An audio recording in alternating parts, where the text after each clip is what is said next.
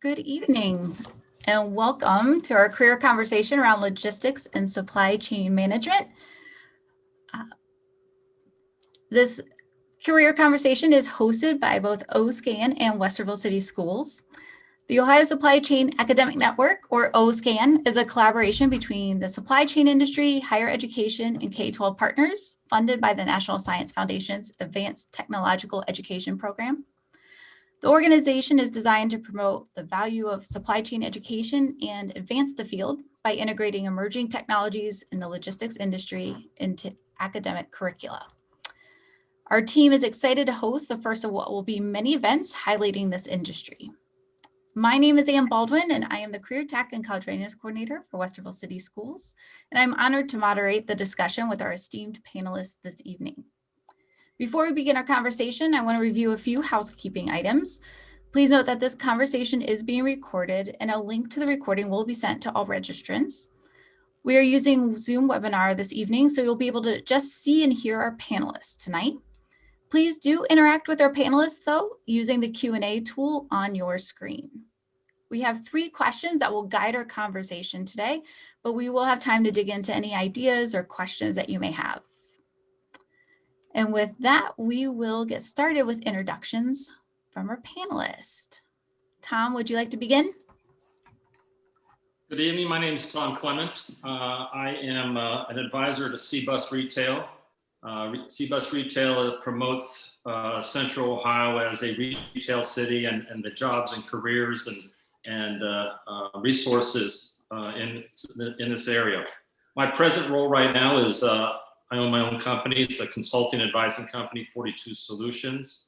I've worked with companies you may recognize as Jenny's Ice Cream or Nine West Shoes. We work on trying to either grow the business or transition them from brick and mortar to e-commerce. And then I've done some startup businesses as well in the CBD area. So, welcome. Thank you. Melinda? Hi, everyone. I'm Melinda Hart, and I am currently the industrial engineer at Fanatics, Inc. I support 2 facilities, one here in Frazeysburg, Ohio, and the other one in Louisville, Kentucky. Fanatics is one of the leading e-commerce licensed sports gear brands. So basically, our tagline is like officially licensed everything. So if you can put a sports logo on it where you have it. I am part of the continuous improvement team at Fanatics. And so our job is to look for ways to make us better, faster, and safer, and to deliver to the fan on time. So I've been with Fanatics for 4 years now in multiple roles and just having fun. Thank you. Nathan? Hello, my name is Nathan Poore. I am a field transportation lead at Amazon. I am part of what we call our TOM team, which is our Transportation Operations Management Department. I've worked for Amazon for the last 4 years, and I've been with the TOM team for about 8 months now. And what we do is in our department, we work with our operations, and we work with making sure that we get the loads out on time. We also make sure that we're coordinating with them, helping them get trailers to dock doors and working with vendors to get orders and shipments brought to our building and sent out. So been doing that for 8 months and it's very interesting. Learn new stuff every day. Great, thank you. And Brandon? Hey everybody, my name is Brandon Shook. I work for L Brands here in Columbus. So as many are aware, L Brands retailer here in Columbus, parent company of Victoria's Secret and Bath and Body Works.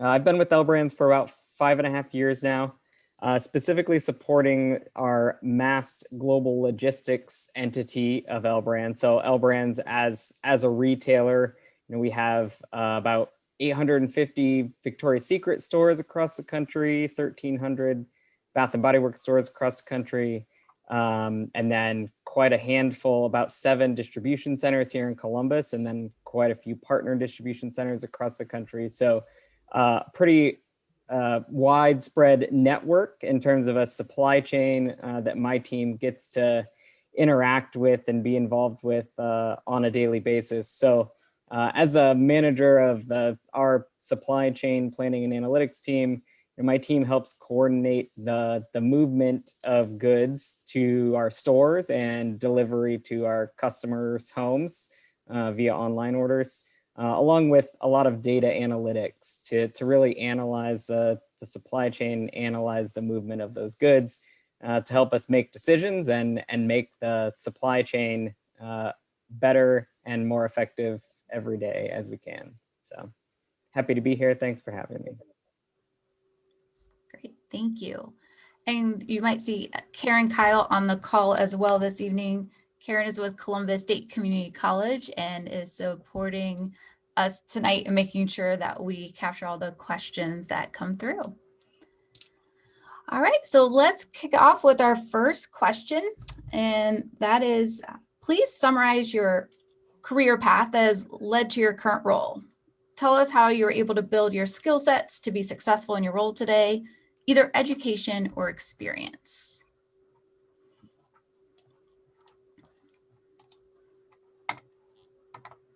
Tom, do you want to kick off this one?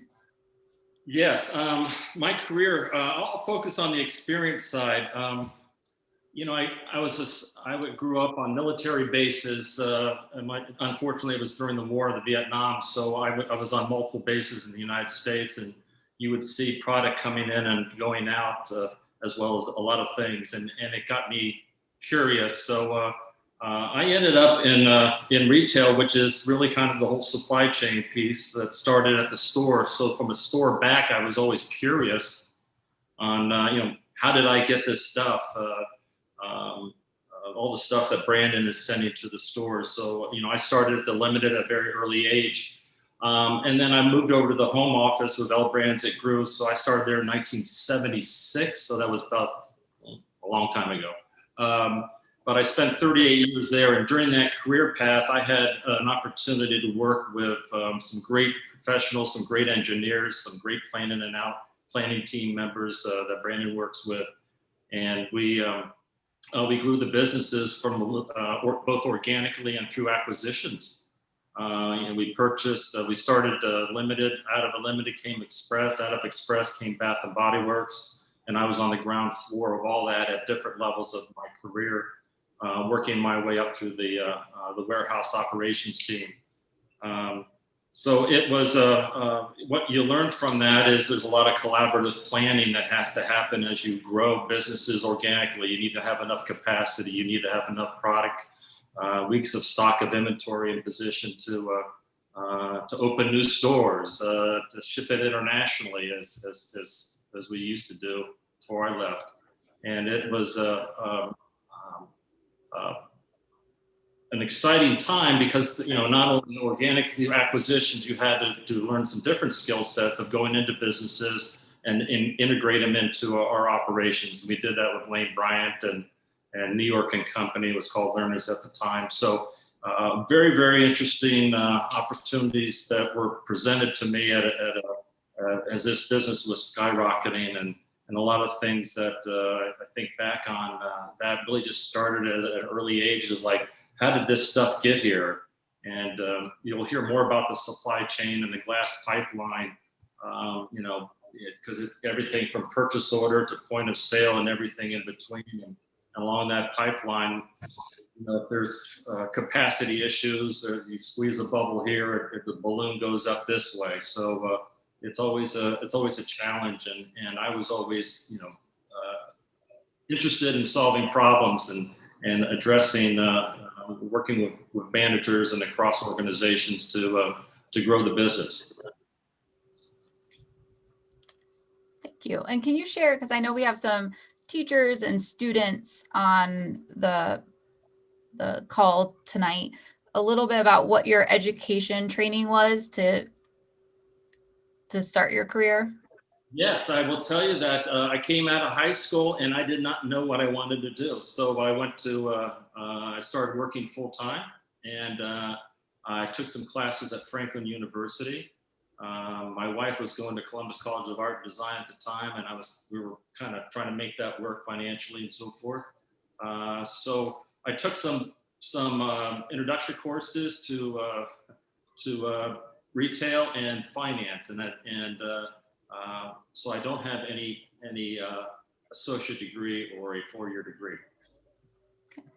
Thank you. And that's, I think, what I really appreciate about these kinds of conversations, to hear how many different paths there are to get to your spots. So Melinda, do you want to? Yeah. Sure. So I've been at Fanatics since I graduated college, actually just before I graduated college. That's how I got introduced to the company. So I went to school at Ohio University for industrial engineering, and I have a bachelor's degree in that. The main focus of that is on process improvement and understanding how different pieces of processes work together. So whether that be supply chain or logistics or related to healthcare, whatever it might be. And so I was introduced to Fanatics through an internship program that they were running between my junior and senior year. And so I applied and got that internship. So I spent the summer working at Fanatics. And it was super cool. I think if I was to describe like what from my education like was really beneficial, obviously engineering school was helpful for like problem solving and how to look at data. But I think some of the bigger things were leadership development that I had gone through, as well as teamwork and like how to build a team, how to lead a team, how to collect data for projects and things like that. So, and even like doing PowerPoint presentations, super helpful as an intern. But so I spent my summer as an intern there. After the summer was over, I was offered a full-time position as a supervisor on the operations team. And so when I graduated, I went back and became a supervisor, and I supervised a packing department in our fulfillment center here in Ohio for a year. And after that, I was offered a position on the engineering team, which had one engineer at the time. So I kind of like made it an actual team, which was really neat.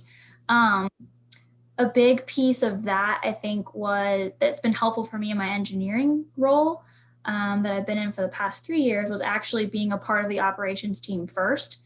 And the reason that is because the engineering team focuses on how do we make our processes better, but the operations team is like running all those processes. So it gave me one insight into the business because I got to see how we respond to customer demand, how we respond to headcount or just different needs for the day.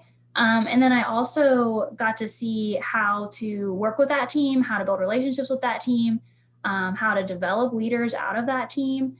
And so that's super helpful from the engineering role that I'm in now because my main role is to support operations. And so those relationships that I built as a supervisor is what makes me successful now. Without that, they would just be like, get out of my space. And so that's really cool. And I think probably one of like the really good lessons for like career paths is like to be able to work with other people and to use that experience like later to help you be successful. Great, thank you. Nathan? For me, actually, my career path didn't initially start with supply chain. I started going to school for atmospheric sciences at Ohio State and kind of started doing it, and then decided to go ahead and start taking a different path, and that led me to supply chain. And I took some time off after being at Ohio State for a while and started working at Amazon first back in 2016 at the building CMH1.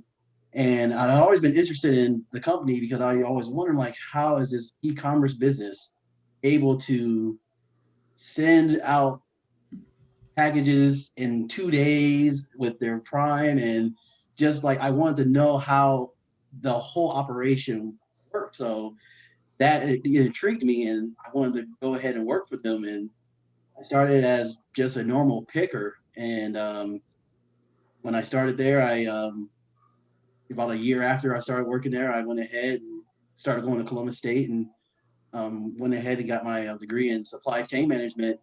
And while I was there, I got to learn like the outbound component of, how product got to the endpoint to going out to customers, then being able to work in the inbound department, watching the product come into the building and being stowed away and put away and just sitting there ready for orders to go out. And then after that, I joined the Tom team. I got a promotion to field transportation lead, where I work with, I have a small group of people that work underneath me, and we do yard operations where we check in drivers with different vendors. We have drivers that take trailers, put them on dock doors, take them off dock doors. We also communicate with the vendors to make sure that we can make sure that their drivers are making it to the building on time, letting us know if there's any kind of delays, maybe with traffic, depending on where they're coming from. If there's a building that was closed due to inclement weather or anything like that, we all are pretty much communicating with each other, just making sure that we're keeping that line of communication open, so we're able to make sure that we're getting product on time, we're getting product out on time, and making sure that customers get what they need whenever they're ready for it to come to their house. So it's very interesting, and just like the experience I'm getting through that has just been incredible, because it allowed me to be able to see how expansive it is. I've really enjoyed it. And, can't really take nothing else away from that. Thank you. Brandon. Yeah. So, my path, I went to undergrad at Ohio State. Also did not start studying logistics, actually started in computer science, and just didn't feel like that was the perfect fit for me. Again, didn't necessarily know what I wanted to do forever. And did some exploration while at Ohio State, and found logistics at Fisher at Ohio State, and just fell in love. And it's definitely proven to be the right path for me as my career has grown from there. Out of Ohio State, I got a role with Sears Holdings at their corporate office, which is up in the Chicago area. So Sears Holdings at the time owned Sears retail stores along with Kmart, which at one point was the largest retailer in the country, has since diminished down to nothing. But that experience at the time was greatly beneficial for me to be a part of an organization that truly was going through some rough times, but the things I got to experience and learn there really helped shape me and teach a lot of things that I've been able to put to use throughout my career since then. After Sears, I worked for a consumer goods company, Newell Rubbermaid. They own many different consumer brands, continuing in the supply chain field there, also in the Chicago area for about another year and a half. And then I missed Columbus greatly. And so I started looking for roles here in the Columbus area. Was very familiar with L Brands as a prominent organization and retailer here in the Columbus area. Was my top choice actually when looking to come back, and was fortunate enough to find a role that was actually extremely fitting for both my background and what I enjoy doing. So since joining L Brands then 5.5 years ago, I joined the team that I'm on now, the supply chain planning and analytics team, and have really grown into that team through multiple roles within.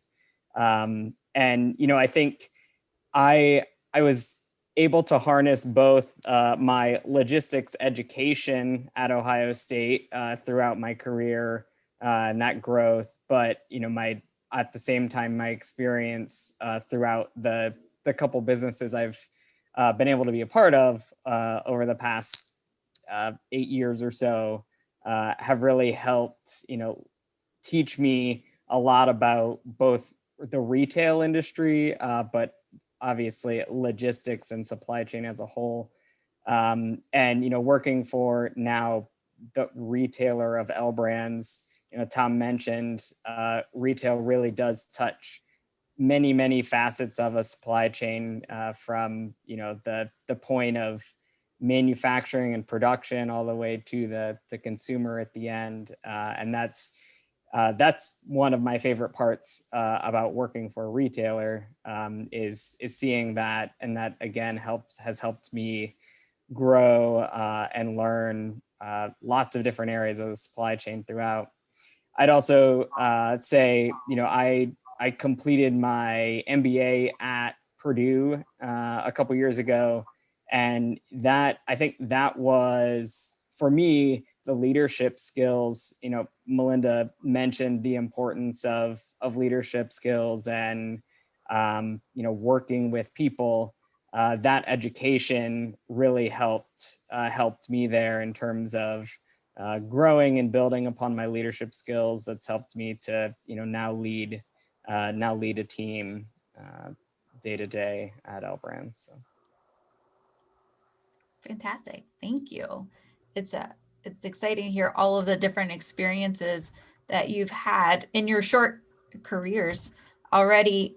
Tell us, what advice have you received or given in your career that has helped you in your current role?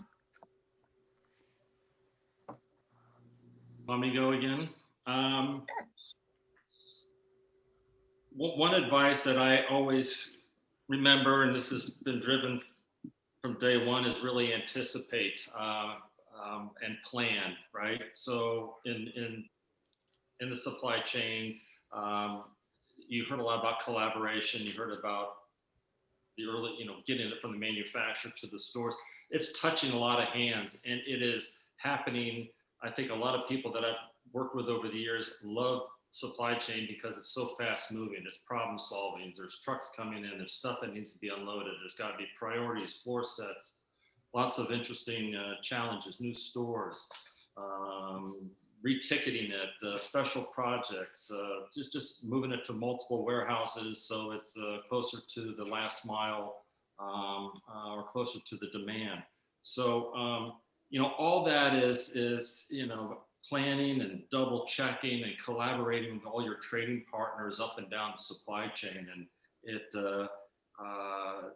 you hear about leadership skills, it's communication skills, it's both oral and written, and really be succinct in what your needs are, because everybody's plate is full, and you're asking them to do more work or reprioritize their work for you because you have an initiative that fits a blue chip of the organization.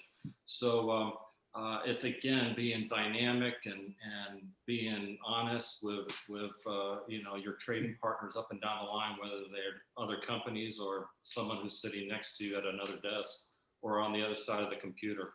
So those are my thoughts. Thank you, Melinda. Yeah, I would say that advice I was given as a supervisor that I quote the most is to do the right thing for the right reason. And I think the reason that I quote it so much is because you can apply it in so many different like aspects of your job. And so probably the most often time I use it is in like leadership situations where you have to deal with maybe a teammate or a coworker or a direct report who like doesn't want to get on board. And so or maybe is struggling to figure out what's going on or how to be helpful to the team. And I think when we approach leadership from an aspect of humility, like it helps us not only solve problems, but also like get buy-in from your team. And so I think I like that because do the right thing for the right reason kind of brings about that piece of humility, but also like goes into aspects of like, why are we doing this process the way we are? Or how do we solve this supply chain solution? Or how do we partner? Like, we have FCs all over the country. And so how do we partner with our teammates there? And what's the right what's the right answer, but also like, does it make the most sense both for the business and for the fan? Think probably a piece of that goes into like creating new things or new processes, which is what we do on the continuous improvement team, is like not being afraid to fail. And so like if you're doing the right things for the right reason, like no one's going to get mad if you have an idea that really turns out bad. And that's okay. So just, you know, if you have trust with your team and if you build good relationships, you can try new things. And if it fails, it's like, well, great job. We tried it and now we'll move on to something else. Or like maybe you'll get new ideas. And so that's my little advice. Thank you. Nathan? I'll say when it comes to, for me, it's been the best advice I've gotten was just, you know, doing your best to deliver the best results you can. And that's going out there every day, you know, making sure, number one, that your coworkers are buying in to what you're trying to do as a group. And having that dynamic is always a good thing, because if everybody's buying in, you're going to have a successful, you're going to have a successful transition every day. You're going to have your supply chain continuously moving, well-oiled machine. And having, I have 11 direct reports, and having them buying into what we're trying to do every day is can be challenging at times, but everybody buys into it. And when you have a group that's going to buy into it, it makes the job easier. No, don't get me wrong. There's still challenges that come along with it that are out of our control. But knowing that the team is putting their best effort in every night, you can always feel good about what you're doing, because you know that they're giving their all and we're doing what we can. And also, hey, little bumps in the roads happen, but hey, we keep doing what we do. And at the end of the night, you can always look back and be like, hey, we actually got this much done. Feel good about that. And always be optimistic with them. That's one other thing I try to do as well, is always be optimistic with everybody I work with, even if, it might be a little rough night or something like that. But we always, that's always that's the best way I approach everything. And so we always get our results. Great, thank you. Brandon? Yeah, so I'd say, a couple pieces of advice that have stuck with me and really helped in my current role and throughout my career is stay curious and ask questions. And I have lived by this throughout all of the roles in my career thus far. And I truly believe that is a big part of what's helped me to continue to grow as a professional, in the industry. Just always being curious about either why are we doing something, or how are we doing something? Should we look at something differently? So thinking differently, think it's cliche, but thinking outside the box is connected, with curiosity. And really that's how you get better, is constantly being curious, thinking differently, and asking questions, not being afraid to ask questions. So that's definitely something that has helped me, again, both in my current role, but really throughout my career. And then I'm going to steal an L Brands value, but it's something that I live by, and I think really means a lot to me, is passion leads to success. And I truly believe that if you're passionate about what you're doing on a daily basis, you will be successful. And that has rang true in my throughout my career. Just finding something that I'm passionate about, the work, the people, the interactions. I have a lot of passion for the work and the industry and the business. and I truly believe that that's a big part of, what leads an individual and an organization to success. So. You. I'm going to figure out question 3, and you've all mentioned leadership, and it sounds like you have some leadership roles in your experience. And I know we have some Columbus State students, they're in current programs joining us today, and I know that they may be looking for career opportunities down the road. So what kind of skills or qualities does your team look for when hiring a new team member?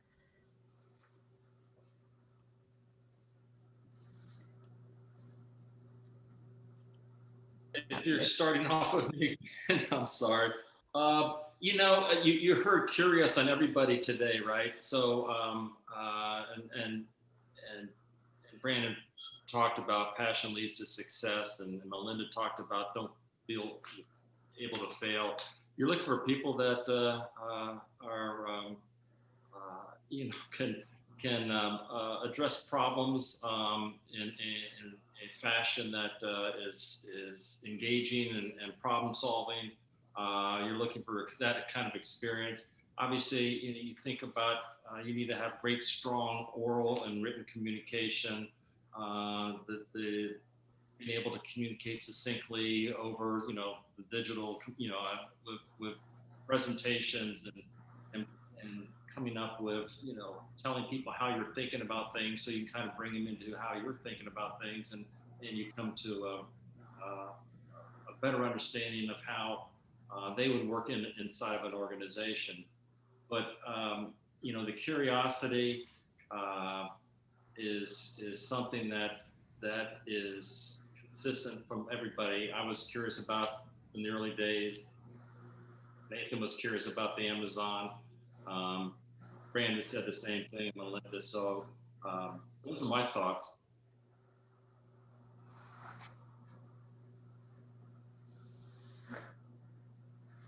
Melinda, do you have any other? Yeah, so I actually, because I was a supervisor once, get to interview for a lot of interview candidates a lot, which is super fun. And I think what I've learned from the leaders that I worked under and the ones I work with now is that you don't necessarily have to know the business. You don't have to have all the experience, but you have to be willing to learn. And so it goes back to curiosity, right? Are you coachable? Are you teachable? Are you curious enough to come in and figure out what's going on and jump in and just be a part of the team?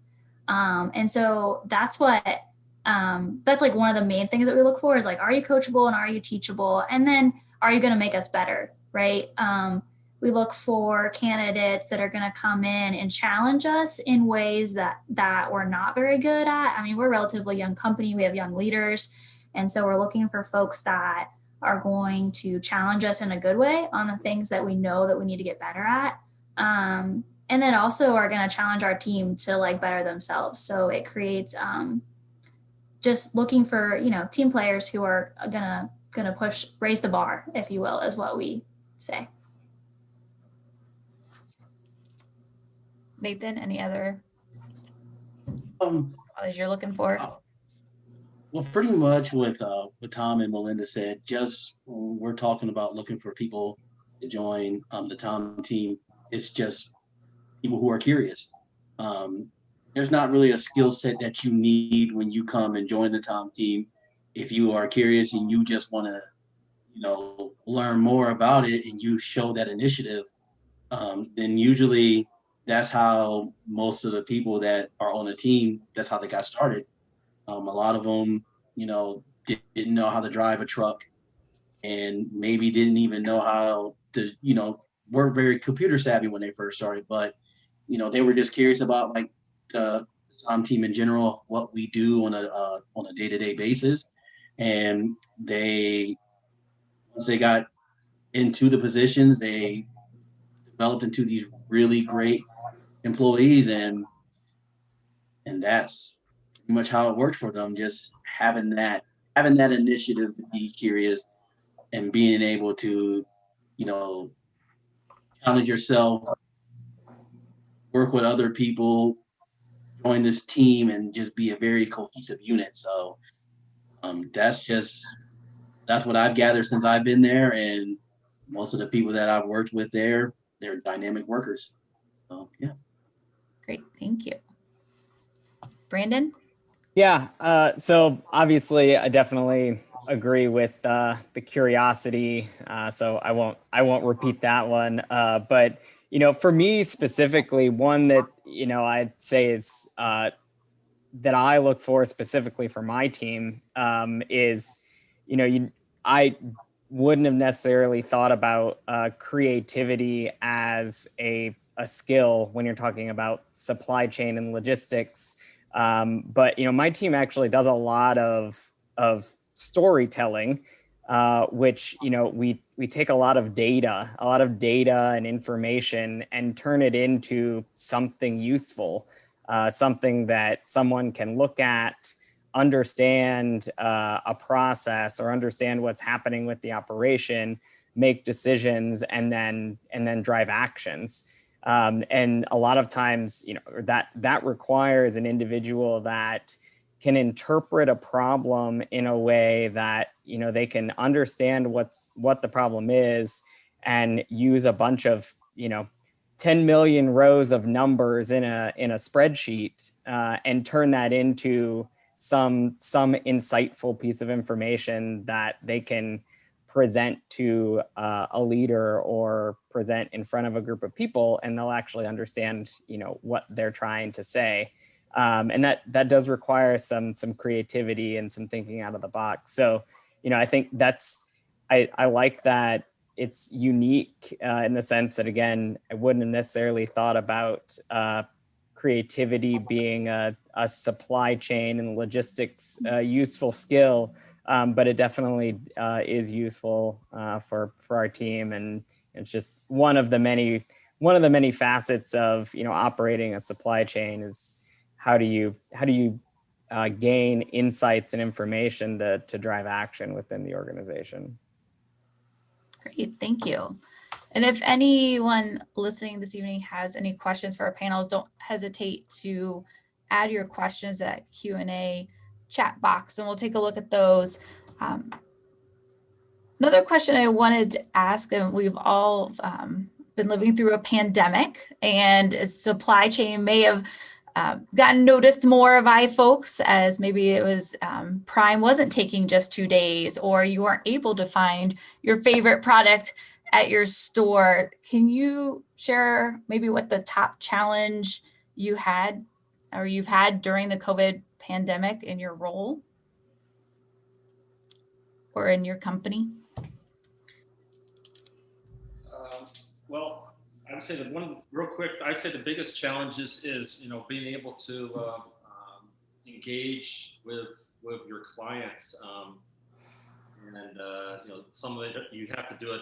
They don't want you in your facilities because in the early days there was a lot of policies that were being established, and rightfully so. So, but what it did was the shock to the whole supply chain. We at CBUS Retail, we put on a 9-part episode talking about what COVID did to retail during 2020. And when everything stopped in March, I was working for a CBD company, and we had just started up, and all of a sudden, our suppliers, there was challenges in labor and getting transportation in place, because a lot of this everything was going toward food, and some of the challenges that everybody was having with these stay-at-home orders. So it was really just a big impactful thing to the supply chain, and it obviously affected stores, and it backed up all the way into the warehouses, and because of sales weren't happening, there was a lot of inventory that was in flux.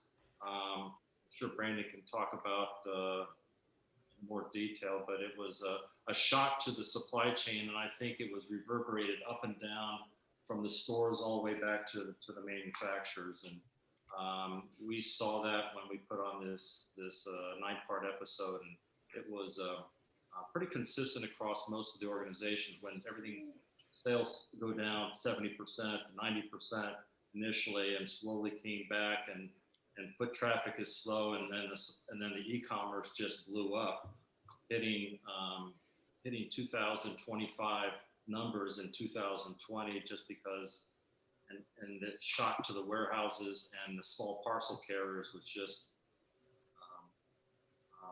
stories I think everybody's been reading about.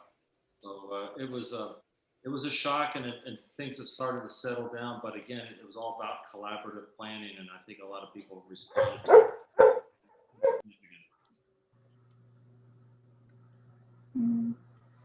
Melinda? I think for Fanatics as a whole, we got to respond in a lot of really interesting ways. Like we were just getting ready in our Pennsylvania facility to start sewing the MLB's jerseys for the season. And then it was like, oh, just kidding, baseball's canceled. So they actually flipped that sewing facility into a mask making facility. And like they did a ton of really cool stuff there. So across the org, we did a lot of really neat stuff.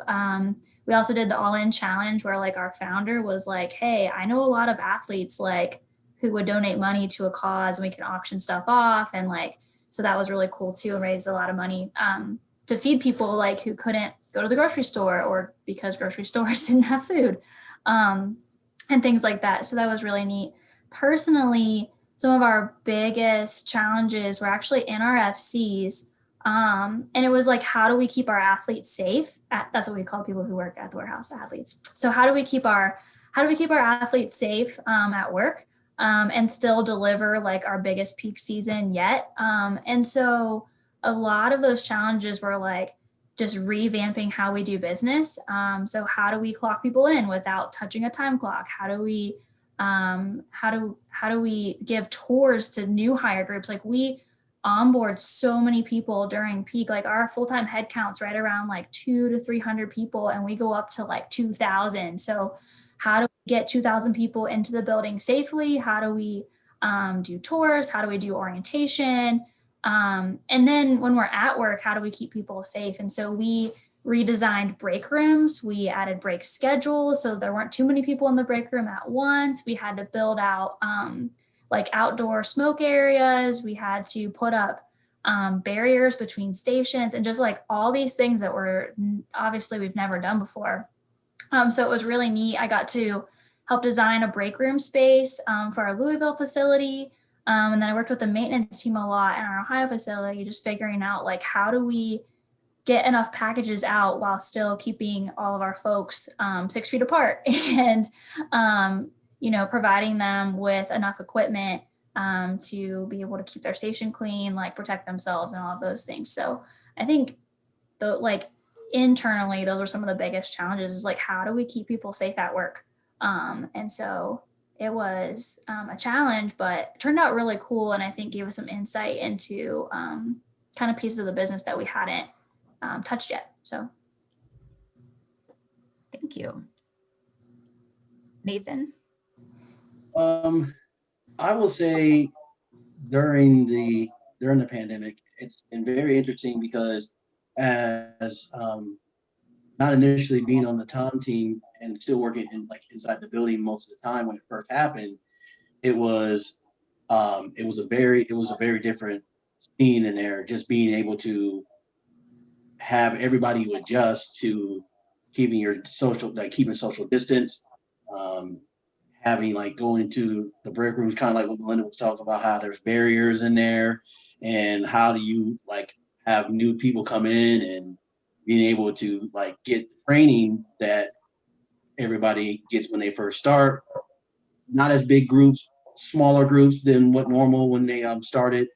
And then even for once I joined the Tom team and started, the biggest challenge that we had is we have our check-in, our checkout guard shack. And before the pandemic, we had multiple people working in there. But then with COVID and keeping our social distance, we were only allowed to have one person in each check-in and checkout shack, which makes that a little bit challenging if you have someone working in there and they might have a question about how to check a driver in. And it's hard because you got to keep your distance. You want to keep everybody safe, but you want to be able to see what they're doing. And that made it very challenging, even training people. But Amazon did a really good job at like putting a lot of those provisions in place, providing us with the resources to be able to get through it. And I think one of the other challenges was labor. A lot of people being afraid to come in and work throughout the shift, and that made things a little bit challenging. But we managed to get through it, and we provided everybody with masks. Anytime they leave the building and come back in off their break, we have masks ready for them.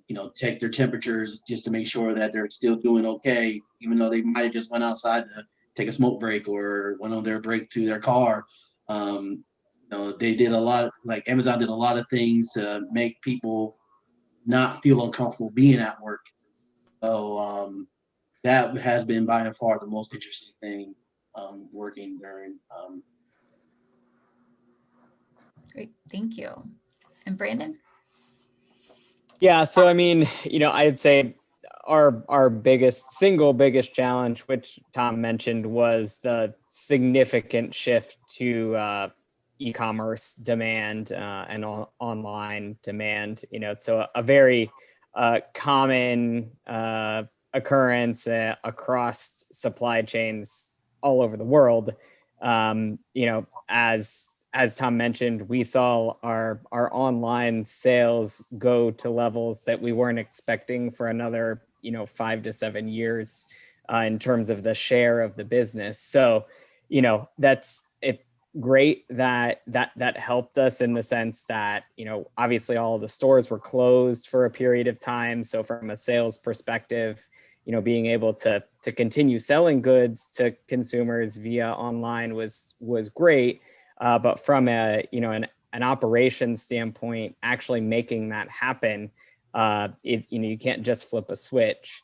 So challenges like, at the peak, it was taking about 2 to 3 weeks for a customer to get a Bath and Body Works order that they placed online, which, in today's world, when Amazon is getting things to you most of the time in 2 days, to go from that to 3 weeks is not a great experience. So, working through those types of challenges and really just trying to level set with customers on, what the reality of that looks like, certainly was something that we had to work through. That trickled throughout the supply chain. We shut down all of our stores for a while. We shut down all of our Columbus distribution centers for a while, and factories, etc. So at one point we were dealing with too little inventory. At one point we were dealing with too much inventory, all in the span of a matter of 3 months. So great learnings for me as a professional early-ish in my career. The types of experiences that we all dealt with across supply chains over the past year really will provide learnings that will be used for many years to come in terms of how we prepare and plan for disruptions or changes to our supply chains in the future. Great, thank you. And looking at my time, it's hard to believe that we're almost near the end of our time together this evening. I really appreciate the rich conversation and the ideas that you've shared. We did have one question come through that I think would be a really great wrap-up question for this evening. And that is, what has been the biggest surprise, either positive or negative, about the industry that you found when you first started your supply chain career? I think what I realized quickly was we've been talking a lot about retail, Amazon, Fanatics, L Brands, and my retail experience, but it's very transferable, and it is, whether it doesn't matter what kind of commodity it is, it could be vaccines as we're trying to get for to the people. But it is everything from restaurants to, food, tires, everything there's a lot of those same skill sets are very transferable. And that means if you have core foundations, you can go into a lot of different industries that are, and as every industry gets hot and cold, you can move around with that type of skill set. I think just to bounce off that a little bit, Tom, I think one thing that I've learned that I don't know if it was surprising, but like from an engineering perspective, as a student too, it's like, okay, well, you have to pick what field or like what specialization you want to do. And what I've learned through like working with Fanatics and also both like at a fulfillment center as well as a manufacturing facility is that a process is a process. And so regardless of the industry, that's what your job is in supply chain, is to understand the process, to understand the bottlenecks in that process, if you will, that could break down, and how you work around them, how you make them better, how you strengthen your supply chain. And we've talked a lot about, everything from how do we get stuff from a warehouse to a store or from a store to a customer, or how do we get information to operations or whatever. And all those things, even like how do you get people in and out of the building? Like all of that like is included in part of your supply chain. Like if people can't come to work, then we can't ship product and then we don't make money and then there's no business. And so, that's just been really neat to see that like, regardless of like which building at Fanatics I walk into, like a process is a process and like we can get better using the same methodologies, regardless of the industry. And I think that's true. Like when you start crossing lines into like, I work in distribution, but it's also true for like healthcare. Like if you understand the process, you can help to make it better. And just to also piggyback off what Melinda said, it's just that the process is just no matter what you do when it comes to supply chain, like if the process is right, things will go well. And also things can go wrong as well also. And being able to adjust to those faults or in your supply chain is important because that's how you're going to get better. That's how your supply chain is strengthened, is just being able to find the faults that you might run into when there are some unfortunate circumstances that happen, or as we dealing with now, a pandemic. So having those having things like that happen, it can be a negative, but yet it can be a positive because you're going to learn from that. You're going to grow from that. You can take what has happened with it, move forward, strengthen it, and continue to evolve. So, I think that's been the most surprising thing that I've learned since I've been in the supply chain industry. For me, I guess it probably shouldn't have been a surprise because you learn this in school, but the amount and the importance of cross-functional interaction and working cross-functionally within an organization, the importance of that is huge. And supply chain, I studied logistics. You think about moving goods from one point A to point B, or maybe manufacturing goods and getting them to a warehouse. But I have been pretty surprised but learned a lot along the way of the importance of working with many different cross-functional partners, including teams that I never thought being in the supply chain that I would necessarily be working with, like merchants and designers and finance and accounting, like teams that you wouldn't necessarily think about interacting with and the importance of day to day. But that cross-functional work is extremely important and has certainly something I've learned throughout my career. Well, I want to thank you, our panelists, for their time this evening and sharing your expertise with us. And I want to thank our attendees who have joined us virtually as well. Stay tuned for an email from me by I'm going to say Friday, by the end of the business day, Friday, with a wrap up and a survey from asking for your feedback on this event. This is our first event and we will be planning several more. So that feedback will be very valuable in helping us plan forward. With that, thank you all and have a great evening. Thank you. Thank